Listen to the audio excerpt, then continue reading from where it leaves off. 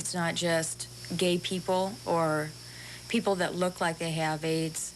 It can be anybody that they don't even suspect. They don't have to use IV drugs themselves. They can just sleep with somebody that has it. This is the new face of the AIDS epidemic. More people than ever are being infected with AIDS through IV drug use and sex with drug users. That means the disease is affecting more people and creating an entire new set of challenges. Good evening. When addressing the AIDS epidemic in Oregon, the numbers speak for themselves. Since 1981, more than 2,500 AIDS cases have been confirmed. Nearly 1,500 people have died from the disease in Oregon alone. The largest increase in reported AIDS cases is among intravenous drug users. From 1981 to 1992, an average of 11 IV drug users a year were confirmed to have AIDS. Last year, that number jumped to 76 cases. These statistics only reflect AIDS and do not include persons with the HIV virus. This dramatic shift in the AIDS population has had an immediate impact on agencies that care for people with the disease. The Ruby House, an AIDS hospice and outreach center in Roseburg, used to primarily serve gay men with AIDS. That's no longer the case. The last 6 months or so, our last 11 residents have been IV drug abusers or the sex partners of IV drug abusers. And of the 54 families that we served in the community last year, 29 of them fell into that category. Russo says the influx of drug users in hospice care has created more challenges. Now they have to keep patients healthy and off drugs. The most right now is that there are so many people locally with the HIV virus that are sharing needles and having unprotected sex. And it's an issue that I have to deal with almost every week.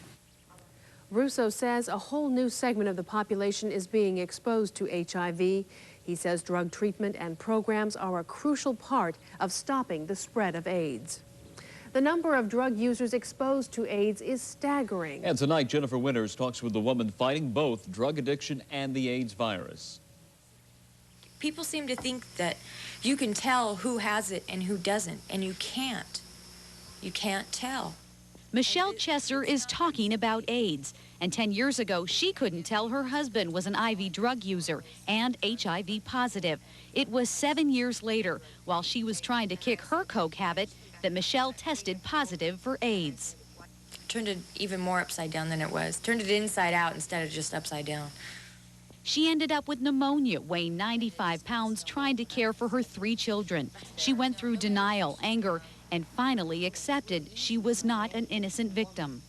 I put myself in that place by thinking that it was only a gay disease, and it's not. And then I don't use IV drugs, and it didn't occur to me that somebody else that I was sleeping with, my husband at the time, was an IV drug user, and he shared needles.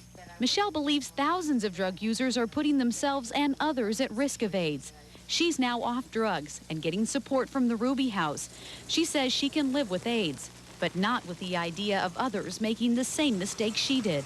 Now it's just something I accept and try to get on with my life and try to show other people that it can happen to them. Michelle's doctors have told her if she starts using drugs again, she'll have 2 months to live. But now she knows that would be a waste of precious time. Just try to help others if I can, basically, and stay clean and sober. That's my biggest thing now, is staying clean and sober every day, one day at a time. In Roseburg, Jennifer Winters, Newswatch.